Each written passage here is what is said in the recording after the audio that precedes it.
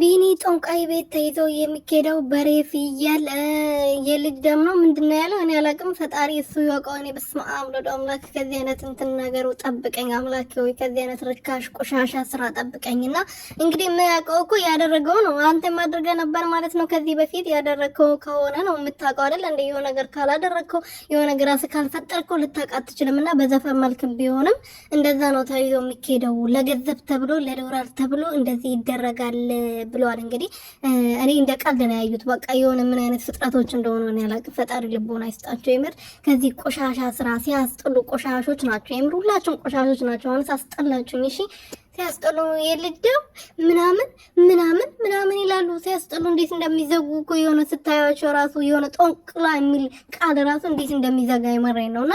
ሰላም ቤተሰብ እንዴት ናችሁ? ደህና ናችሁ? እኔ በጣም ደህና ነኝ፣ እግዚአብሔር ይመስገን። በያላችሁበት ሰላማችሁ በዚህ ትርፍርፍ ይበልልኝ። ለዚህ ቻናል አዲስ የሆናችሁ ሰብስክራይብ፣ ሼር፣ ላይክ እያደረጋችሁ ቤተሰብ እንድትሆኑ በትህትና እየጠየቁኝ እንግዲህ ቢኒያም ቪዲዮ ለቋል። በዩቲዩብ ሾርት ቪዲዮ ላይ ቪዲዮ ለቋልና ቪዲዮ ደግሞ የሚናገረው የሆነ ለቤን እንትን ነው መሰለኝ። እኔ እንጃ አላቅም፣ አልገባኝም። እኔ ማውራት ራሱ ያስጠላል።